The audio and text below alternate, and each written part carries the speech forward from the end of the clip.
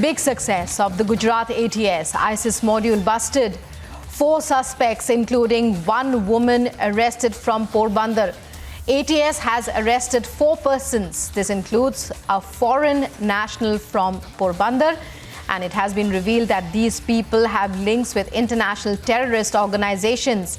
ATS sources say a special team of the ATS was active for the past few days for special operations in Porbandar and surrounding areas.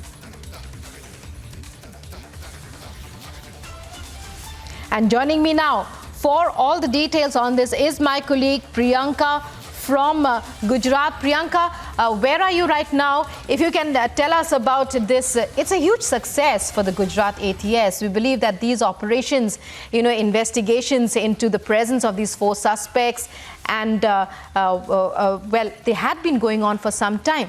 If you could tell us more.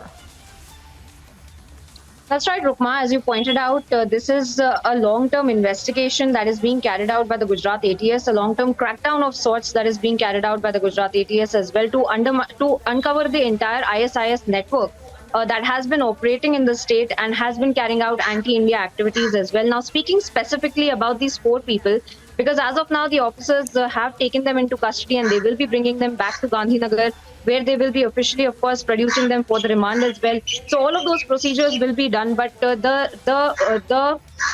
what is essentially these 4 people had also been doing was running a radicalization outfit and radicalization ring, where all the youngsters of the youngsters of the state of Gujarat as well had been radicalized. They had been sought after. They were college-going students as well. So there was a years-long nexus that was being run in the state of Gujarat, and not just Gujarat, but other states as well.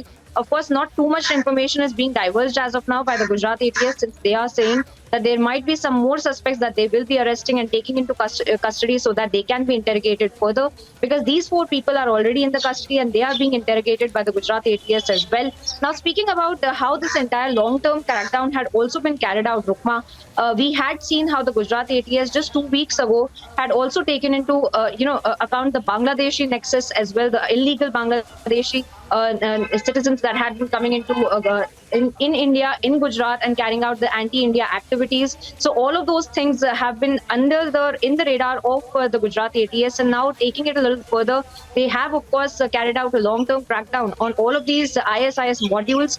Earlier as well, they had taken into custody several of these suspects from Himmatnagar as well, from Sabarkantha as well, and now, of course, Porbandar, of course, being a very strategic location for these kind of activities, since it is a port city, and that is usually where we see these kind of smuggling that is also being carried out, then be it for narcotics or also smuggling illegal nationals as well to carry out anti-India activities. Porbandar has been the hotbed for that. So, of course, this remains to be seen as to how deep a nexus that they will be able to uncover, but they are claiming that there is a deep nexus that they have found the links to, and they will be investigating that further, which will not just be related to Gujarat, but several other states as well, where there had been agents who were running this radicalization outfit for the ISIS.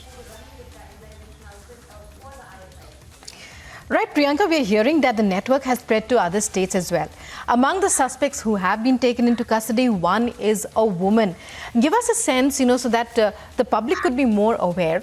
Are they, locals from Porbandar, or did they come there and settle? And how do they generally disguise themselves, when we talk about a terror module as such? Because there are 4 people, one of whom is a foreign national, one of whom is a woman, and they've been operating here for some time. The investigative operation itself has gone on for some time. So how did they operate? How did in normal circumstances? Well, as far as the modus operandi, Rukma, is concerned, of all of these people, it has been remaining the same. And in fact, this one as well. If we compare it to the last bust that had been made by the Gujarat ATS of the Bangladeshi nationals as well, they had also been running a radicalization outfit, and they had also had these links to the terror outfits like the LET as well. But this time, of course, the ISIS module, which has a similar modus operandi of the radicalization ring, which was being run by at least these 4 people, including that woman that you're mentioning, Rukma, had also been about approaching the youngsters of the country, approaching the college-going students, and trying to radicalize them, trying to brainwash them. So all of these things had been systematically being carried out. But as of now, the details of it, the ATS is not really willing to divulge, because they're claiming that this is a very deep nexus, and they do not want more names to come out till the arrests have been made, because we can expect a series of arrests that can be made by the evening today by the Gujarat ATS, when they will be bringing all of these accused back to Gandhinagar, when they will be making some kind of statement about it. But we do see the modus operandi, as I mentioned earlier, which has been going on for quite some time. In fact, ATS itself